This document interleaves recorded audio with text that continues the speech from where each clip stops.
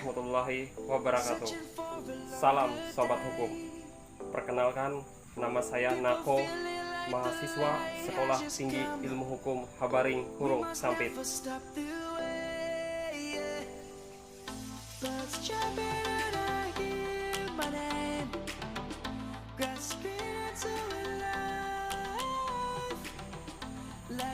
Pada kesempatan kali ini saya akan menjelaskan materi perkuliahan mengenai hukum Islam, baik itu pengertiannya, tujuannya, dan sumber-sumber hukum Islam itu sendiri. Berikut penjelasannya. Tujuan hukum Islam. Seorang tokoh Islam yang bernama Abu Ishaq al-Shatibi telah merumuskan 5 tujuan hukum Islam, yaitu agama yang merupakan tujuan hukum Islam yang pertama karena agama merupakan pedoman hidup manusia. Kemudian jiwa merupakan tujuan hukum Islam yang kedua karena hukum Islam wajib memelihara hak manusia untuk hidup dan mempertahankan kehidupannya. Kemudian akal merupakan hal yang sangat penting dalam hukum Islam karena dengan mempergunakan akal manusia akan dapat berpikir tentang Allah, alam semesta, dan dirinya sendiri.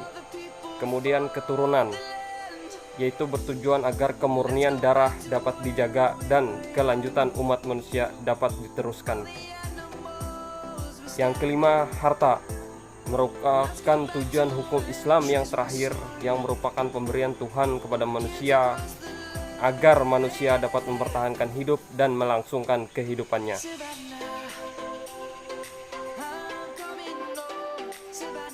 Pengertian hukum Islam. Terdapat istilah yang biasa digunakan dalam mempelajari pengertian hukum Islam, yaitu syariah, fikih, dan hukum Islam itu sendiri. Biasanya, penggunaan ketiga istilah tersebut terkadang sering keliru karena adanya pemahaman yang tidak tepat. Oleh sebab itu, penting untuk kita mengetahui terlebih dahulu tentang makna dan pengertian dari masing-masing istilah tersebut. Pertama, syariah. Kata syariah ini merupakan kata yang berasal dari al-syariah yang mempunyai arti jalan ke sumber air atau jalan yang perlu diikuti. Syariah sendiri memiliki makna terpendam, yaitu jalan ke arah sumber pokok bagi kehidupan. Kata syariah disamakan dengan jalan air karena mengingat barang siapa yang mengikuti syariah maka dia akan mengalir dan bersih jiwanya. Menurut sebuah istilah, syariah juga dapat diartikan sebagai aturan-aturan yang telah ditetapkan oleh Allah agar dilaksanakan oleh manusia dalam hubungannya dengan Tuhannya, dengan saudara sesama muslim, dengan sesama manusia, alam, dan kaitannya dengan kehidupan. Selain itu, syariah juga dapat diartikan sebagai segala peraturan agama yang telah ditetapkan oleh Allah untuk kaum muslimin, baik yang ditetapkan dengan Al-Quran maupun Sunnah Rasul. Intinya, kata dari syariah itu sendiri dapat dipahami sebagai aturan-aturan Allah Subhanahu wa Ta'ala dan Rasulullah SAW yang dibuat untuk mengatur manusia dengan Tuhannya maupun dengan sesamanya. Sementara itu, fikih berasal dari kata al-fikih yang memiliki arti pemahaman atau pengetahuan tentang sesuatu. Menurut sebuah istilah bahwa fikih mempunyai arti yaitu ilmu tentang hukum-hukum syara yang bersifat amaliyah atau praktis yang digali dari dalil-dalil yang terpencil.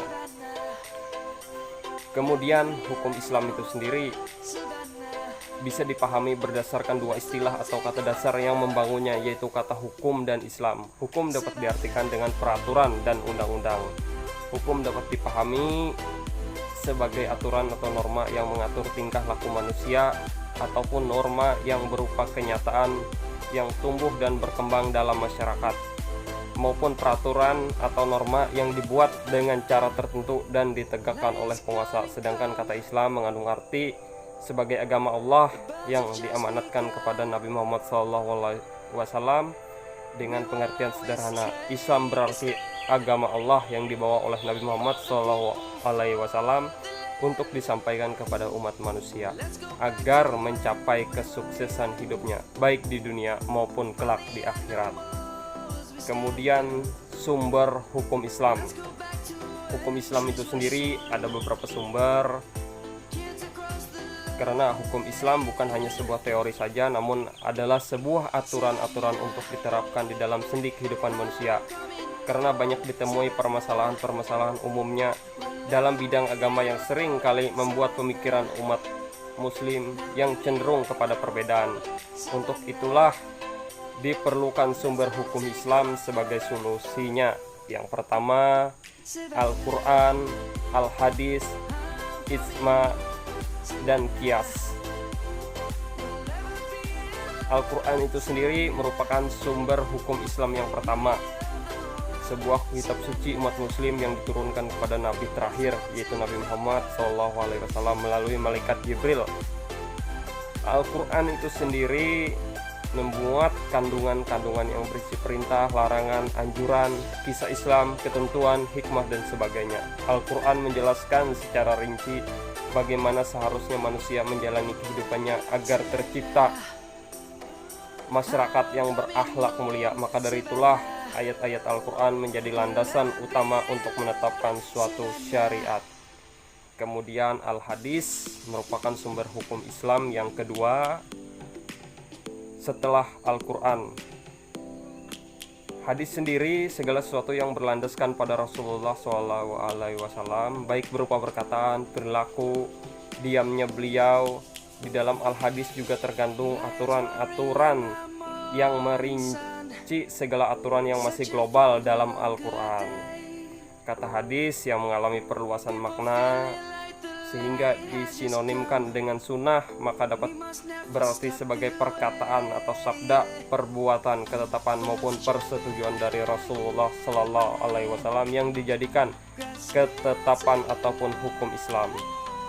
Sementara ijma, kesepakatan seluruh ulama mustahid pada satu masa setelah zaman Rasulullah atas sebuah perkataan dalam agama, dan ijma yang dapat dipertanggungjawabkan adalah yang terjadi di zaman sahabat, tabi'in setelah sahabat, dan tabi'ut tabi'in setelah tabi'in. Karena setelah zaman mereka para ulama telah berpencar dan jumlahnya banyak dan perselisihan semakin banyak, sehingga tidak dipastikan bahwa semua ulama telah bersepakat.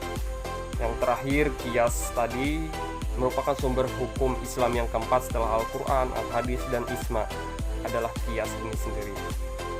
Qiyas berarti menjelaskan sesuatu yang tidak ada dalil nasnya dalam Al-Quran ataupun hadis dengan cara membandingkan sesuatu yang serupa dengan sesuatu yang hendak diketahui hukumnya tersebut.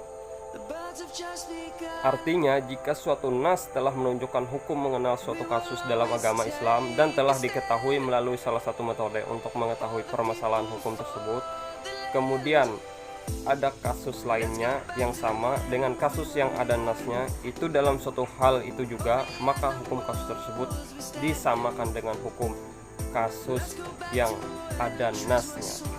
Demikian penjelasan dari saya. Terima kasih. Assalamualaikum warahmatullahi wabarakatuh.